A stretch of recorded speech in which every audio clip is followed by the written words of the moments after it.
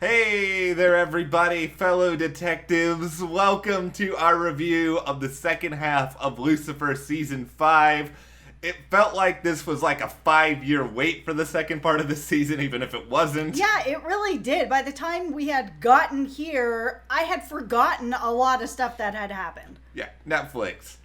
Come on, like, what gives with you guys? You finished film. I know you had to, like, come back after the shutdown to finish Season 5, but it's been a while. I would have rather that they just released everything at the one time. Like, I don't want to wait for episodes, but at the same time, I would have waited for the whole season.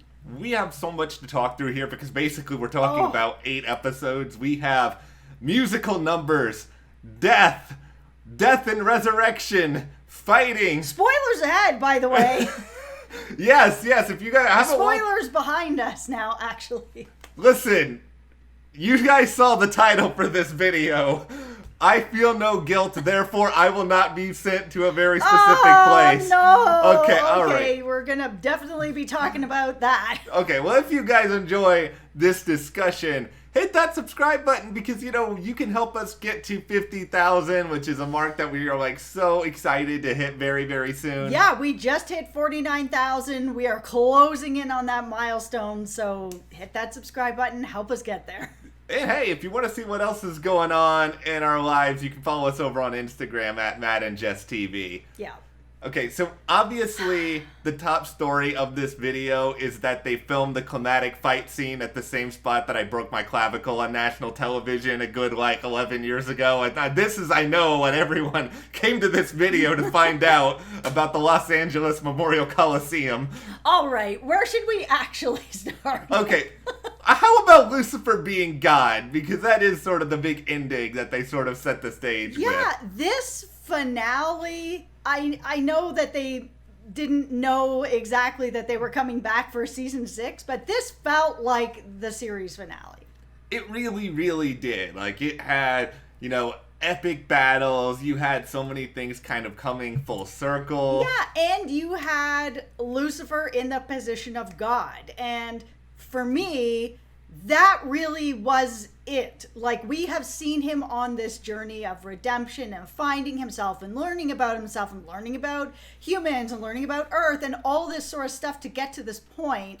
The thing that I don't think I need to see is him sort of going through the process of being God and what he's going to be like as God, because I feel like we have really gotten to know Lucifer and we know what he's capable of doing good now. Yeah, it feels like, what is this going to be like other than Bruce Almighty? Because it is sort of, we've seen movies and stuff playing out of somebody being God before. I know Lucifer, the writing staff, is as creative as humanly possible. For sure.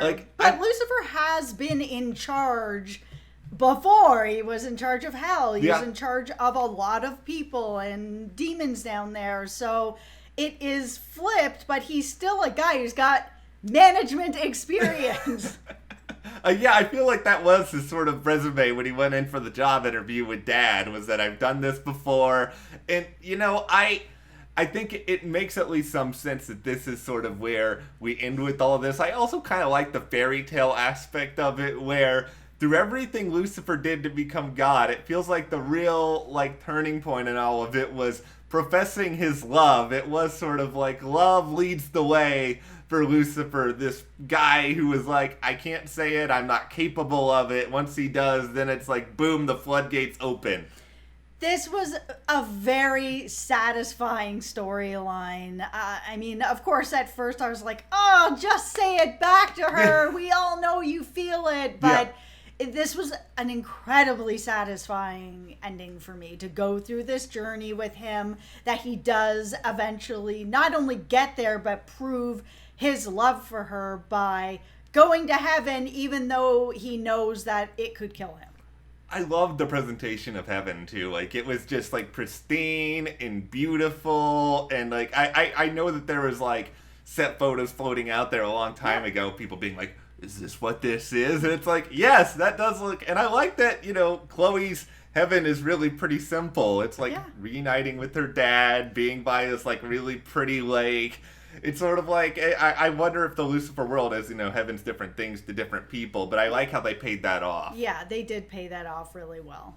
And so, Chloe dies at the hand of Michael, comes back, takes out Michael, which, Michael, you're a real jerk. Like, I'm not sad to see Michael go. Let's just put it that way. I was actually, in some ways, surprised that Chloe ended up going to heaven. So hear me out before you come for me in the comments.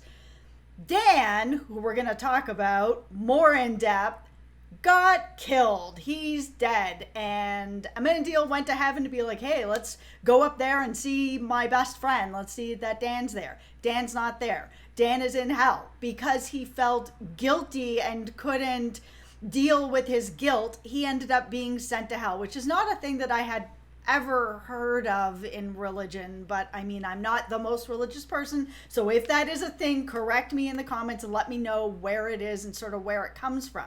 So Dan is in hell for feeling guilty, but Chloe can shoot 2 angels and go to heaven, and I'm just kind of like, what are the rules here that you're allowed to shoot God's children and still go to heaven? But Dan, who felt guilty for something that he felt he did, is now in hell being tortured. I have zero understanding about how any of this works. Like, I'm not gonna pretend to have an explanation. I'm not gonna claim I know what's going on here because everyone seems to hit by the beat of their own drummer. I mean, you're Michael, who like murders all sorts of people. He gets a second chance.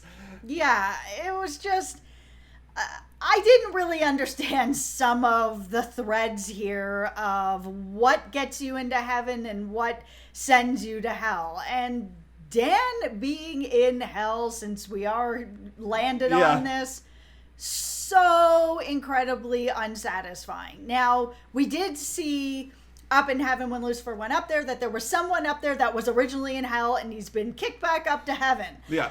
So I feel like going into season 6, there will be some sort of way that Dan will get himself up to heaven. I mean, Lucifer is God now. He can make some changes. If, Mazikeen is going to be the queen of hell, I'm sure he can. She's not going to want him down there either. I mean, she cares about him deeply. Yeah, the Dan stuff really bummed me out. I mean, obviously, I was sad that he died. I mean, the aftermath of it, I think Lauren German gave her best flight performance we've seen on the entire show. Losing Dan really sucks. I mean, I will say this. I am glad that this show takes really big risks and everybody is sort of vulnerable to being killed. And they took away a character that I think a lot of us really love and enjoyed. And I mean, he did have a fun back and forth, of course, all this time with Lucifer, but he's also just a good guy. So it was a tough loss, but good for the show for actually taking that big swing and letting us know, like, everybody's vulnerable. This could happen to anyone. And with the job that they have being as dangerous as it is, this happens. Yeah, it makes sense we lose Dan. Now, I'm really hoping Dan is obviously back in season 6 because, like you sort of said, there was no closure here. Like, I wanted to see either Dan plucked back out of hell or just something even with Dan in hell. Like, the ideal in my head is... I do not want to see Dan in hell. I'm going to get real mad at this show if I see Dan in hell. I don't think he needs to remain in hell, but just, like, give us a glimpse so that we can pluck him out of there, because I want to see him and, like, Charlotte reunited, or, like, something like that in the final season. I mean, you guys already brought back Trisha Helfer this season. Why couldn't have we just had her, like, one more time? Yeah, no, I just, like... I can't see Dan in hell. I have my own imagination of how bad it is for him there. The only way I want to see it is that Mazikeen goes down there and she's there to just take him out of it. I don't want to see him getting tortured. He's such a good little soul. And I know both of us, like, we were trying to think even before this, like, whatever some of our favorite episodes. Like, the Dan episode in these back 8 was great.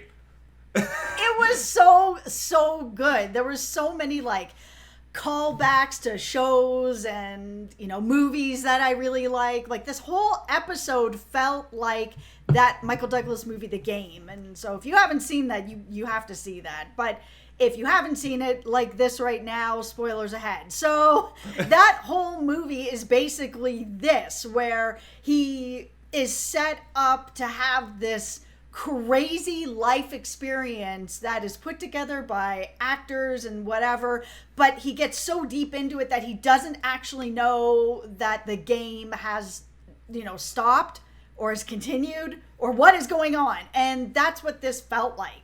Even the whole end of it when he's trying to get the vial with that whole, was like the whole opening to Indiana Jones and Temple of Doom when he's like trying to get the antidote and the ice is everywhere and the diamonds are flowing. It was really good. My favorite episode.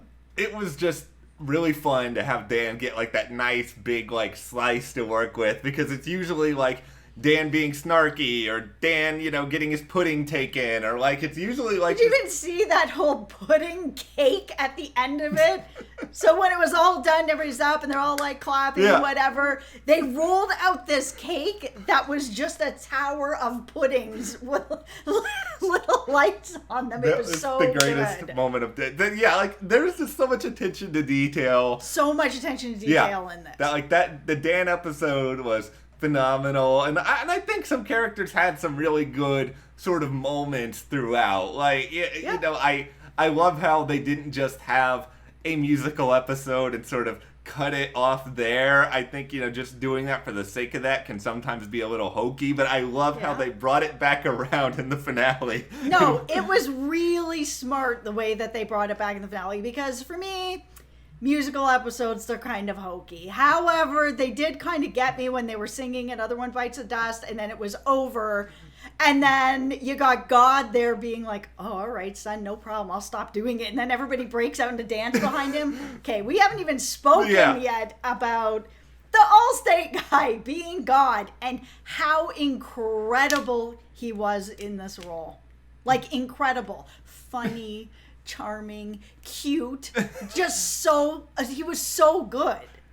I'm so happy for Dennis Haysbert, because I feel like this guy, he's either always Allstate guy or he is like the head of the FBI or the head of like this organization, or he's always like he is always some like big prominent authority figure, but here he's the biggest authority figure ever. He's God. But they actually let him have a sense of humor. They let him be sort of like weird and quirky. And I never thought in my life I needed to hear Dennis Haysbert and Tom Ellis sing "I Dreamed a Dream" together.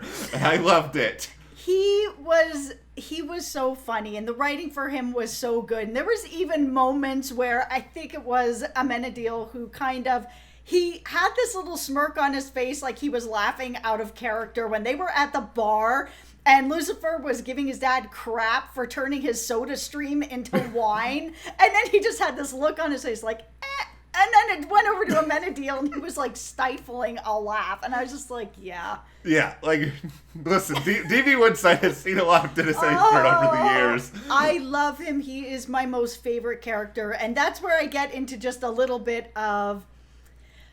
Why was there not enough of Amenadiel? I feel like he didn't have really enough of his own story in the second half. It was a lot more of, settling into him being a father and that he didn't want the position of God. And I was kind of like, oh, there's a lot more episodes where we could have more of him. He is the absolute best character on the show, and I would have liked to have seen a little bit more with him. Yeah, I thought that they shortchanged him. I think they didn't give enough to Ella. I mean, they certainly set up a compelling story for Amenadiel if they want to go there in season 6, where, see Amenadiel at like the police academy or something because he decides he wants to go down this road.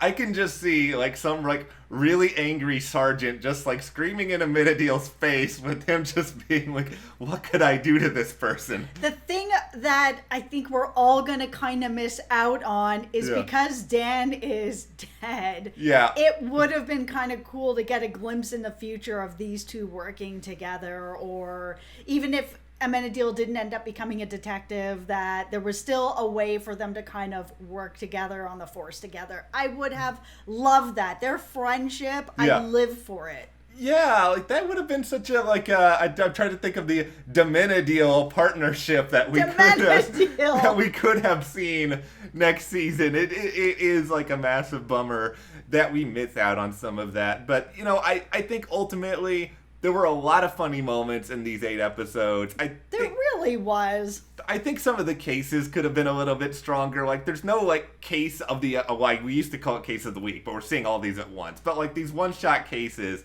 there's not as many of them, in these episodes that I remember, some of the ones from the past. Yeah, some of the ones that I remember from this half of the season, which we just watched, by the way, is not even really about the criminals. It's more about, God came on a sting with Lucifer and blew it, and it's sort of everything that happened with the two of them, and not really I think it was a drug dealer or something. We're having to compare this to stuff the high school reunion or Diablo from the first half of the season, which was just incredible. And there was a little sort of shining moment of Diablo in this one too, where they went to the gym with a case of the week with the guy who was with the boats or whatever, and there was a poster of it on the wall. Yeah. I was like, yes, Diablo! They paid some of that off so well. They paid off so many Easter eggs, it's not even funny. Yeah, it's clear they went into this thinking, okay, this is probably the end of the show. We're going to make sure everybody kind of gets their little end games they want. Yeah, they paid off. And now we have a nice little gift wrap of 10 episodes where we get to see a little bit of what else is next. But we didn't even mention Eve and Maze. They finally made it. They've made it work in this crazy world. Yeah, and that was really nice to see. I mean, Maze ended up going through this where she finally developed a soul, and then she didn't want it anymore because it was causing her pain. And then that talk after Dan died where she was punching the NSYNC shirt into the wall, and Linda was trying to sit down with her and Amenadiel to kind of be like, listen, this is... without the pain, you don't get to experience the love, and you don't get to experience the joy. They come hand in hand. And it was a really important conversation to have with someone who had never felt these things before and didn't really get it. I also just love the scene where Maze goes to Eve, and it's just I want you to die. And then Eve is like, but this is a good thing, and I'm so happy about it. They're really cute. Yeah, I really like the two of them. I hope we get more Eve in season 6 too. But okay, all right. Well, we have to wait now for a long time. We do. So we've talked a little bit about the stuff that we really liked. One of the things that besides Dan dying, which I hated. Yes. But I understand it, and it is moving the story forward in a really good way. I will miss you, Dan. And also Ella not getting enough story. Amenadiel, my guy, my dude. Yeah. Not enough story for my liking. And then, of course, there is all the stuff that we kind of mentioned before about, why is Dan in hell for guilt, and Chloe is shooting angels and going to heaven. Chloe is sort of the other part of this that I was having a bit of a harder time with this season, because it felt like in the first half there was more of a balance. I mean, throughout the whole show there's been a lot more of a balance between Lucifer and Chloe working together as partners, give and take, and it felt like there was just a lot of give from Chloe in this last half, giving up her job, giving him space, giving him whatever he wants.